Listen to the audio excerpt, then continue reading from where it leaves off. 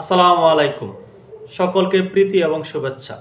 বাংলাদেশ আওয়ামী লীগ এই মুহূর্তে নির্বাসিত একটি রাজনৈতিক দল। আওয়ামী লীগের যে সকল নীতি নির্ধারক ব্যক্তিবর্গ আছেন তারা সকলে এই মুহূর্তে দেশের বাইরে অবস্থান করছেন এবং বাংলাদেশে এই মুহূর্তে আওয়ামী লীগের সকল কার্যক্রম নিষিদ্ধ রয়েছে।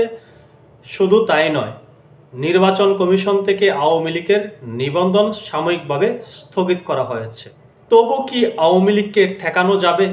আওয়ামী লীগ কি আগামী নির্বাচনে অংশগ্রহণ করতে পারবে? বা আওয়ামী লীগবিহীন যদি বাংলাদেশে নির্বাচন হয় সেটি কতটুকু গ্রহণযোগ্য হবে? এই নিয়ে নানান জল্পনা কল্পনা আলাপচারিতা রয়েছে রাজনৈতিক অঙ্গনে। আওয়ামী লীগের কার্যক্রম যেভাবে নিষিদ্ধ করা হয়েছে তার প্রতিক্রিয়া ব্যক্ত করতে গিয়ে আমাদের বাংলাদেশের যে সকল রাজনৈতিক বিশ্লেষকরা আছেন তারা বলছেন আওয়ামী লীগকে নিষিদ্ধ করা হয়েছে একটি কালো আইন দ্বারা। একটি কালো আইন দিয়ে আওয়ামী লীগের কার্যক্রম নিষিদ্ধ করা হয়েছে। আদতে আওয়ামী লীগের বাংলাদেশের যে সমর্থক গোষ্ঠী রয়েছে তাদেরকে ব্যতি রেখে যদি আগামীতে জাতীয় নির্বাচনের ব্যবস্থা করা হয় সেটি ব্যাপক প্রশ্নবিদ্ধ হবে। আবার কেউ কেউ বলছেন এই অন্তর্বর্তী সরকারকে একটি বিশেষ গোষ্ঠী চাপ প্রয়োগ করে আওয়ামী লীগকে নির্বাচনের বাইরে রাখার জন্য আওয়ামী লীগের কার্যক্রম নিষিদ্ধ করেছে, অন্তর্বর্তী সরকারকে চাপ প্রয়োগ করে। এবং আবার কেউ কেউ মনে করছেন এই অন্তর্বর্তী সরকার একটি কৌশল অবলম্বন করে চাপের কথা উল্লেখ করে আওয়ামী লীগের কার্যক্রম নিষিদ্ধ করেছেন। কারণ যারা এই মুহূর্তে ক্ষমতার কাছাকাছি আছেন বা যারা ক্ষমতায় আছেন তারা ভাবছেন আওয়ামী লীগ যদি বাংলাদেশের রাজনীতি করার সুযোগ পায়, আওয়ামী লীগ যদি আগামী নির্বাচনে অংশগ্রহণ করে তাহলে আওয়ামী লীগ তাদের ঘাড় মটকে দেবে, আওয়ামী লীগের কারণে তাদের মৃত্যু পর্যন্ত ঘটতে পারে, তাদেরকে ফাঁসির কাস্টে ঝোলাতে পারে, যার কারণে আওয়ামী লীগের কার্যক্রম নিষিদ্ধ করেছে। এখন কথা হলো আওয়ামী লীগ কি আগামী জাতীয় নির্বাচনে অংশগ্রহণ করবে কি না। যদি আপনি স্বাভাবিকভাবে দেখেন, যেহেতু আওয়ামী লীগের কার্যক্রম নিষিদ্ধ রয়েছে, বলা হয়েছে আওয়ামী লীগের যতদিন পর্যন্ত বিচার সাধিত না হয় ততদিন পর্যন্ত আওয়ামী লীগের কার্যক্রম নিষিদ্ধ থাকবে। এই প্রথা যদি থেকে যায় তাহলে আওয়ামী লীগের আগামী নির্বাচনে অংশগ্রহণ করার তেমন সুযোগ নেই। কিন্তু আন্তর্জাতিক গণমাধ্যমগুলোও বলছে বাংলাদেশে এখনও আওয়ামী লীগকে 35 থেকে 40% মানুষ পছন্দ করে, আওয়ামী লীগের মতাদর্শের মানুষ রয়েছে। এখন তাদেরকে বাহিরে রেখে জাতীয় নির্বাচন সেটি অবশ্যই প্রশ্নবিদ্ধ হওয়ার সম্ভাবনা রয়েছে। এই মুহূর্তে এসে অন্তর্বর্তী সরকার কি বলছে, অন্তর্বর্তী সরকার কি ভাবছে, আওয়ামী লীগকে বাইরে রেখে নির্বাচন করবে নাকি আওয়ামী লীগকে এনেই নির্বাচন করবে? এবং অনেকেই মনে করেন বাংলাদেশে যে প্রেক্ষাপট আগামীতে সৃষ্টি হবে ঘটবে তাতে আওয়ামী লীগবিহীন নির্বাচন না হওয়ার সম্ভাবনা রয়েছে। শুধু তাই নয়, কিছু কিছু ব্যক্তিবর্গ মনে করেন এই অন্তর্বর্তী সরকার আগামী ফেব্রুয়ারিতে যে নির্বাচনের কথা বলছে, ধোঁয়া তুলছে, এটি বাস্তবিক করতে তারা নির্বাচন দেবে না, নির্বাচন আরও বিলম্বিত হতে পারে। সেই নির্বাচন যদি বিলম্ব হয় তাহলে বিএনপি বেঁকে বসবে, বিএনপি বেঁকে বসলে শুধু বিএনপির দ্বারা এই অন্তর্বর্তী সরকারের কাছ থেকে নির্বাচন আদায় করা সম্ভব না, বা এই অন্তর্বর্তী সরকারের যে সমর্থক গোষ্ঠী রয়েছে তারা নির্বাচনটাই চাচ্ছে না। তাতে এমন একটা প্রেক্ষাপট সৃষ্টি হবে বিএনপি আওয়ামী লীগ একত্রে মাঠে নেমে আন্দোলন করে একটি নির্বাচন আদায় করতে হবে। যাই হোক, ওই প্রসঙ্গে যাচ্ছি না। গতকালকে এই অন্তর্বর্তী সরকারের একজন উপদেষ্টা আগামী নির্বাচন নিয়ে কথা বলেছেন, একটি বোমা ফাটানো মন্তব্য করেছেন। জাতীয় নির্বাচন নিয়ে কথা বলেছেন আমাদের অন্তর্বর্তী সরকারের একজন প্রভাবশালী উপদেষ্টা, স্বরাষ্ট্র উপদেষ্টা জাহাঙ্গীর আলম চৌধুরী।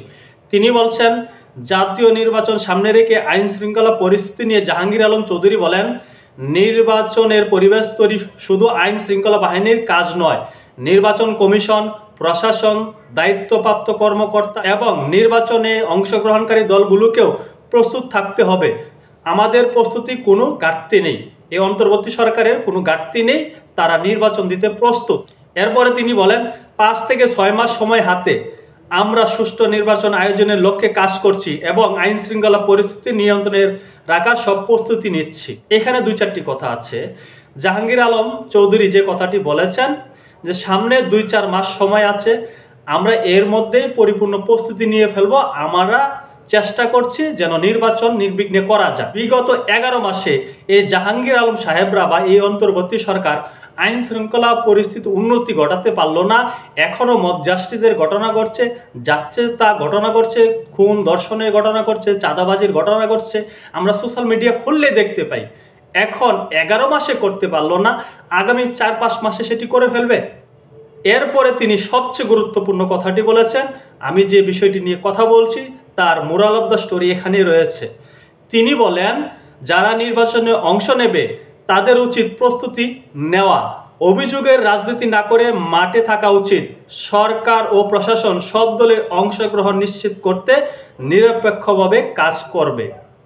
সরকার এবং প্রশাসন সকল দলের অংশগ্রহণের জন্য নিরপেক্ষভাবে কাজ করবে বা করছে। এখন সব দল বলতে কি বোঝায়? সব দলের মধ্যে তো আওয়ামী লীগও আছে। এখন প্রশ্ন উঠতে পারে, যেহেতু আওয়ামী লীগের নিবন্ধন এই মুহূর্তে স্থগিত রাখা হয়েছে, আওয়ামী লীগের কার্যক্রম নিষিদ্ধ করা হয়েছে, তাই আওয়ামী লীগের কোনো অবস্থাতে নির্বাচন করার কোনো ইখতিয়ার নেই বা তারা আইনের জটিলতার কারণে নির্বাচনে অংশগ্রহণ করতে পারবেন না। প্রকৃতপক্ষে আমাদের বাংলাদেশের যে সকল রাজনৈতিক বিশ্লেষকরা আছেন তারা বলছেন আওয়ামী লীগবিহীন হয়তো জাতীয় নির্বাচনটা বাংলাদেশে সংগঠিত হবে না। আর যদি আওয়ামী লীগকে ব্যতি রেখে এই অন্তর্বর্তী সরকার জাতীয় নির্বাচনের ব্যবস্থা করে, সেটি হবে ইতিহাসের সবচেয়ে ঘৃণিত একটি নির্বাচন। যদি আওয়ামী লীগকে ব্যতি রেখে নির্বাচনই করতে হয়, তাহলে আওয়ামী লীগ তো বিএনপিকে ব্যতি রেখে নির্বাচন করেছিল। বড় দুটি রাজনৈতিক শক্তি, একটি হলো বিএনপি, একটি হলো আওয়ামী লীগ। এখন আগে আওয়ামী লীগ বিভিন্ন ছলচাতুরি করে বিএনপিকে নির্বাচনে বাহিরে রেখেছে, একই কার্যক্রম যদি আবারও ঘটে তাহলে আওয়ামী লীগের নির্বাচন আর এই নির্বাচনের মধ্যে পার্থক্য কি থাকবে? তার চেয়ে বড় কথা হলো, রাজনৈতিক মাঠে যদি আপনার বড় প্রতিপক্ষ না থাকে তাহলে সেই নির্বাচনটা কতটুকু উৎসবমুখর হবে। এখন যদি নির্বাচনের ব্যবস্থা করে আওয়ামী লীগকে ব্যতি রেখে, তাহলে বাংলাদেশে তো একটা একপেশি নির্বাচন হবে। একপেশি নির্বাচনের জন্যই কি জুলাই গণঅভ্যুত্থান ঘটেছিল? একপেশি নির্বাচন ব্যবস্থার জন্যই কি আমাদের বাংলাদেশে এত বড় একটি কাণ্ড ঘটে গেল? একপেশি নির্বাচনের জন্য তো আওয়ামী লীগের প্রতি মানুষের এত বিষোদ্গার, আওয়ামী লীগকে বিভিন্নভাবে দোষী সাব্যস্ত করা হয়।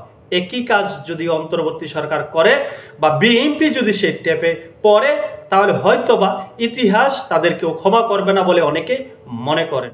যাই হোক, এই অন্তর্বর্তী সরকারের স্বরাষ্ট্র উপদেষ্টা যে কথাটি বলেছেন, সরকার এবং প্রশাসন চেষ্টা করবে সকল দলের অংশগ্রহণমূলক একটা নির্বাচন ব্যবস্থা করতে, নিরপেক্ষ নির্বাচনের ব্যবস্থা করতে।